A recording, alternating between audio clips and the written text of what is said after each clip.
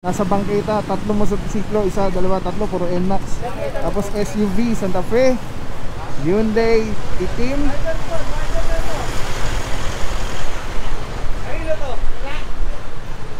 Wala. Alright, tinatanong natin yung mga residente dito kung kanino yung sasakyan, walang sumasagot. Ito, close van. Uy, puro close van po din eh.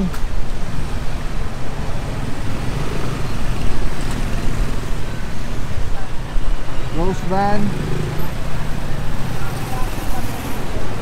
Ito po yung likod ng likod po ito ng Muñoz Market.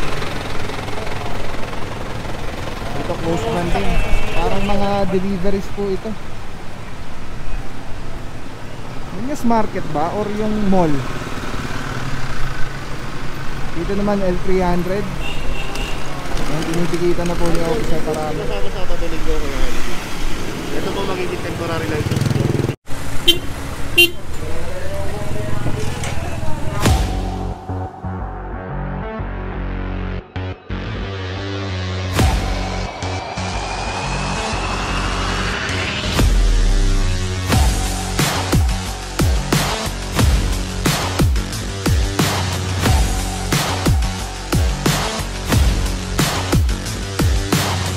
Walang tulugan.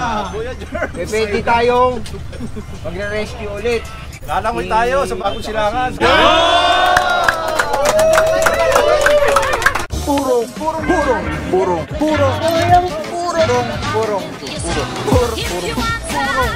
pagmamahal. Purong pagmamahal.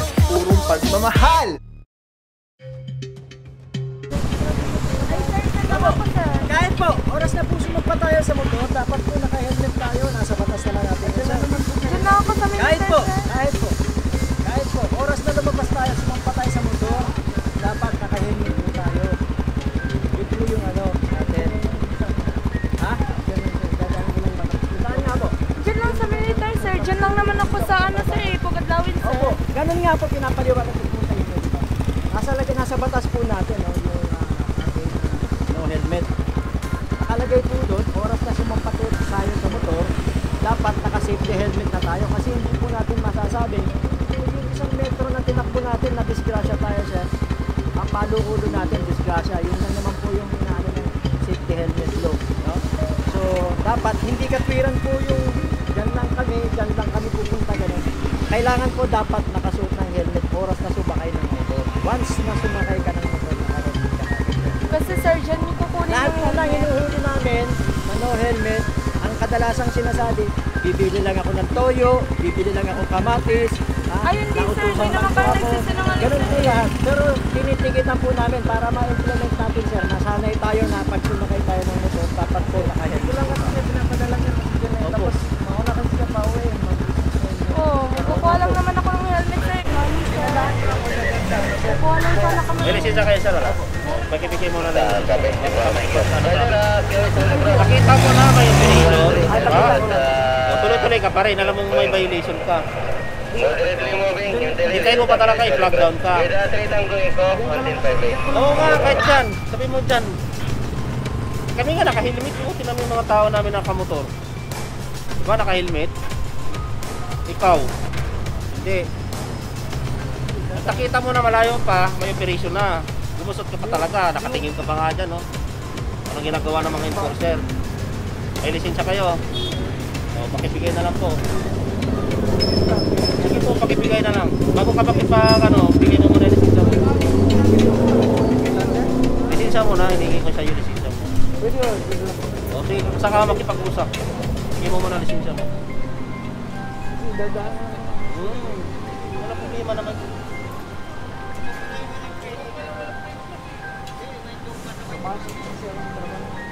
Wala naman problema kung papasok ka sa trabaho kung saan mo idadaan.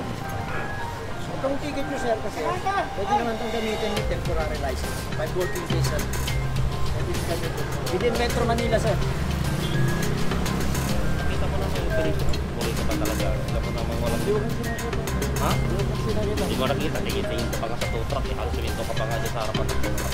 Opo, akala kasi sir, ano lang. May violation. Kahit sabihin mo yung operation lahat yan. Lahat ng mga traffic violation yan. Hindi lang yan illegal parking. Sige, pakibigay mo na saan yung lisensya mo po. Dito ko lang yan. Sige, magbibigyan ko ganyan ba? Ano ito? Ugat lawin.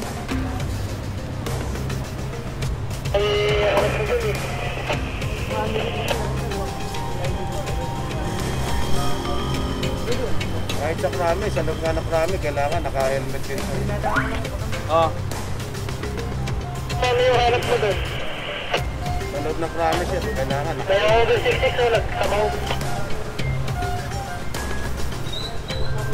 Kaya yung mga puro nakikiusap si Bossing. Pero ina-explain natin ano. Hindi ibig sabihin na towing yung ano natin, operation, eh hindi na natin na concern yung mga ibang violation. Hindi yan katuwiran. Diyan, once nakapasakay ka. Malayo na natin. Kasi yung aksidente, hindi natin makasabi kailan mangyayari. Sakay kayo ng motor, mag-helmet na tayo, ha?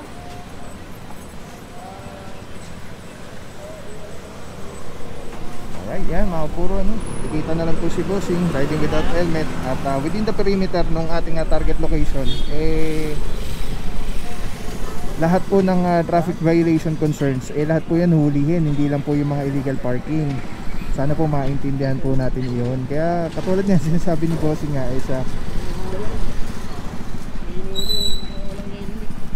Nakalimutan ko, lubad ko kasi sa general eh. Check niya siya. Patingin na siya. Apo. Ito kuya. Boss. yan mga puro nakakalimutan ni Bossing Para fair isuot naman sa yung lahat. kanyang helmet. Ano ba yun eh? No, helmet lang po. Tailor to wear. Mura lang po.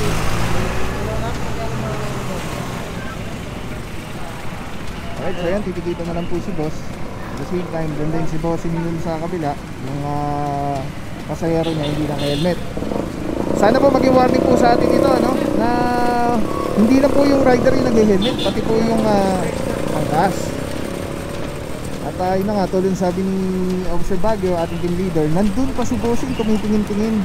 Bago pumasok dito, talagang dinareto niya pa rin kahit nakita niya na may nag-ooperate. Pagkakaintindi natin, kala ni Bossing, ang operation natin ay para sa towing lang. At tulad na sabi ni Officer Baguio, para po sa lahat yun. Para sa lahat ng traffic violation within the perimeter ng location, ng area target location natin. Ganda nung ano ni Bossing, ano motor yung brand yun. Anyway mga puro update lang, wala na dito yung nakakulambo, wala na dito yung mga van, close van, open na po lahat at na-clear na yung area. At tuloy-tuloy lang po tayo, antabay lang mga puro. Saludo TFTTM, Officer Mentera, Officer Parama, Officer Alvario, Officer Lumage, MMDA Seated 1, Officer Martin, Officer Spinelli. Doon pa sina Officer Estarea, Officer Bandola. Ayun, purong-puro yan, Bossing. At din nahuli daw si Officer Ladimo, yung nag-apprehend. Officer Arangoso, Officer Aguilar, and Officer Francisco. Happy birthday kay Bossing. Alright, ay batiin nga muna natin bago tayo magpaalam. Nakikiusap si Bossing. Akala ko nagpatikat na. Tinitikitan na yata. Batiin lang natin. Officer Francisco, Bossing, happy birthday. Bossing ha. Good health and more birthdays. Purong pagmamahal. Purong pagmamahal. Sir, Bossing, invite mo naman sila na bumili ng 3 hours 3 hours crab paste natin. Ang okay, burong sa mga subscriber and followers ni Yan. Purong Pagmamahal, Yan. Papa Pau. Oh. Try nyo Try ba? po ninyo yung yung aking produkto. Ito. Yan. Pure crab paste siya. Alright. Pagka hindi nyo nagustuhan, money back tayo. Guaranteed tayo po. Ayos yan Nice. Thank you so much, Bossing. Saludo. Salamat po. More power sa inyong Sir Papa Pau. God bless, Bossing. Happy birthday, Officer Francisco. Alright, let's go guys. Purong Pagmamahal. Officer Ladimo, saludo, Bossing. Ayun na po, tinitikitan na si Bossing. Let's go guys. Alright mga puro, EDSA.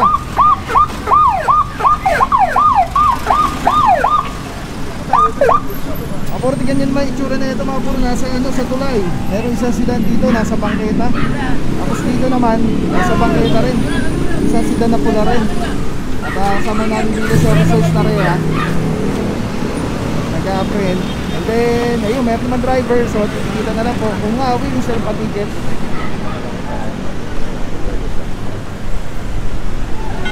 Ayan. Pero kung wala naman pong driver or wala magpapatiket, ay kailangan po natin ito i-towing.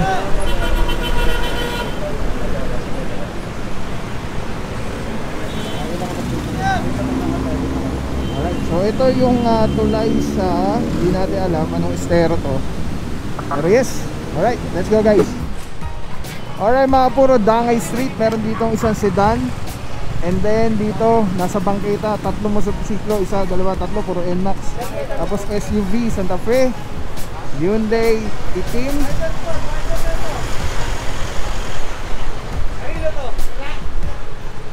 Wala! Alright, tinatanong natin yung mga residente dito kung kanino yung sasakyan, walang sumasagot. Ito, close van. Uy, puro close van po din eh.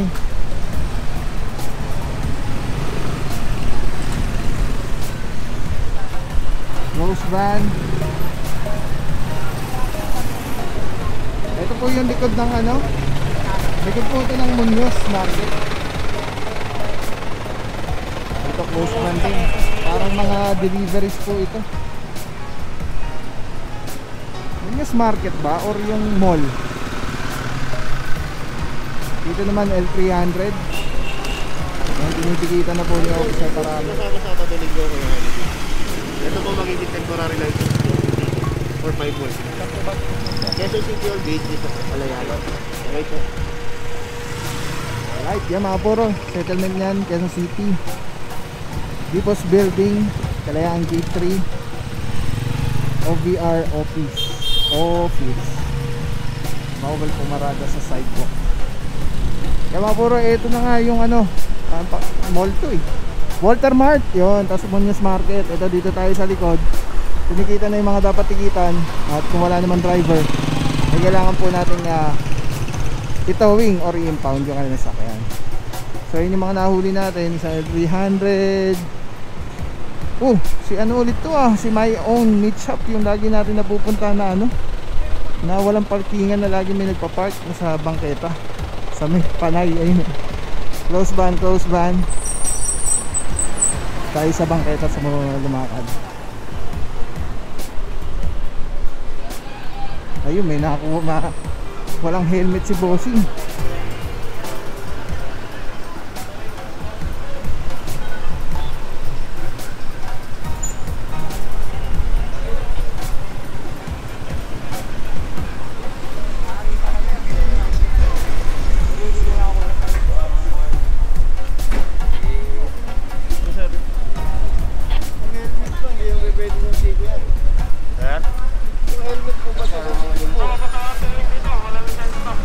Pero actually may helmet si boss. Kaya lang nandito sa siko niya nakalagay. Ang sinasabi ng team natin yung helmet para sa ulo po at hindi para sa siko.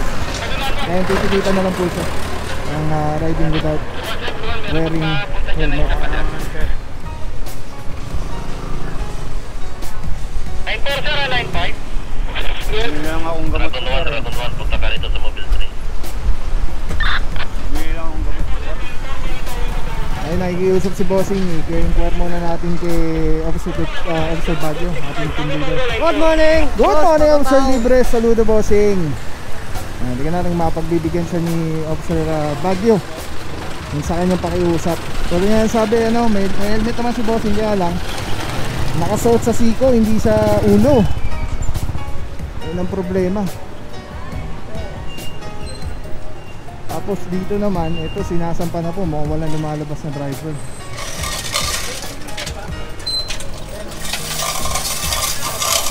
Good morning, Officer Ranggas. Yun, basta Ranggasao yata. Nakalimutan ko na. Parang same ni Officer Arangoso yan. At ayan ang driver ni Boss Dex. Ayan, big shout sa ating hepe ng TFTPM, Boss Dexter Cardenas. Ito mga puro sinasamba na. At ang mga wala lumalabas na driver. Ayan na nga, tinitikitan na ni Officer Spinelli. Tapos issue na siya ng impounding notice.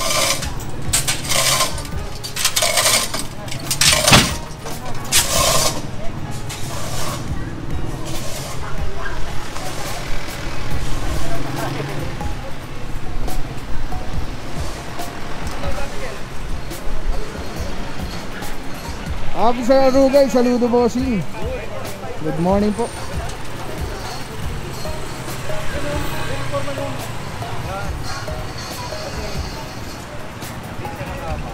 Dito mga buro, tinitikitan na yung mga motor.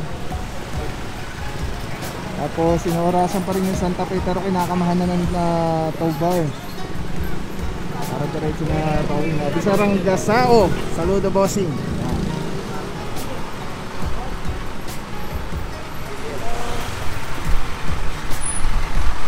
Alright, ready na po itong isang pa. Ganda ng kotse, walang parking.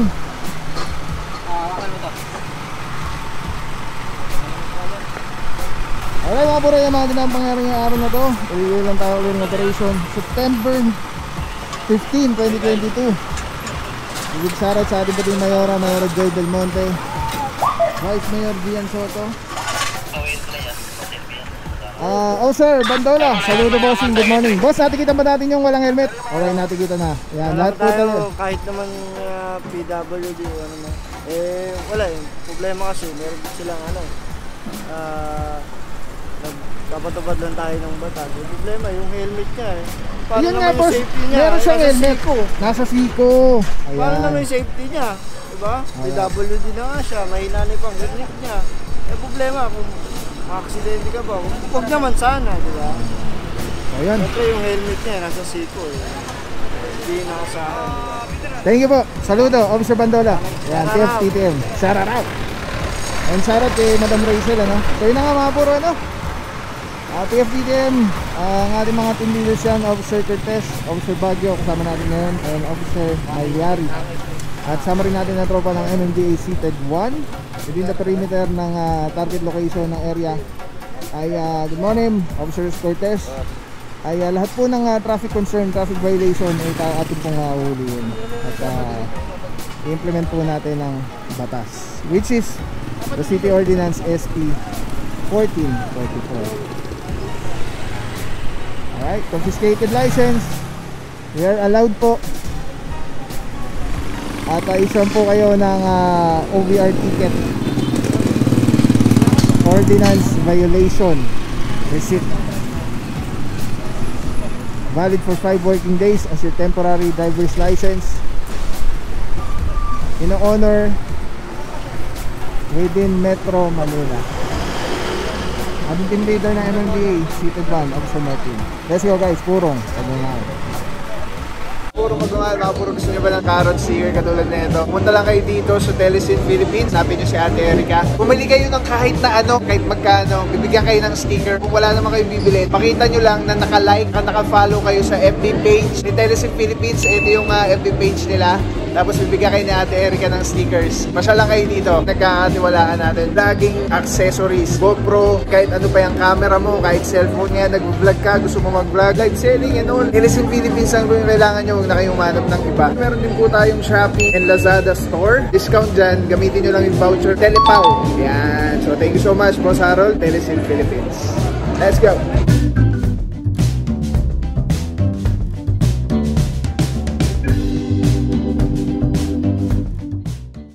Maraming salamat sa'yo. Walang papapaw. So thank you so much sa walang sawang support, tiwala. Wala akong masabi kundi thank you so much. Thank you sa Panginoon at ingat kayo palagi. Again, kung wala akong papapaw. Thank you so much. God bless you. Purong pagmamahal. Thank you so much. God bless.